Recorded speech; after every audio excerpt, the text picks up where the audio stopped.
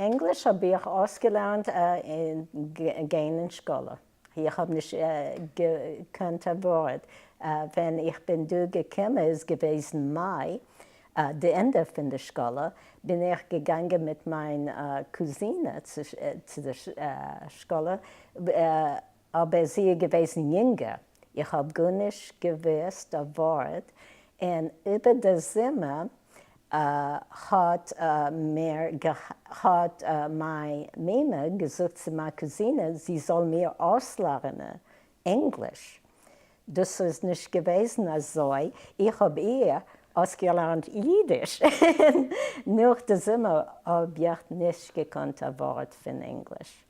Aber ich bin gegangen in die Schule und habe mir ausgelernt. Ich habe gehabt als eine Lehrerin mit der Sachgeduld und sie hat mir geholfen mit der Sache.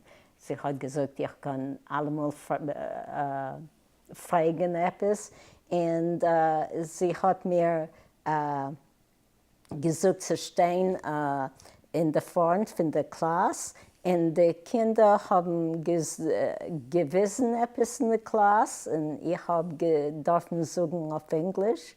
Also haben die Lehrer und die Studenten alle mir geholfen lernen.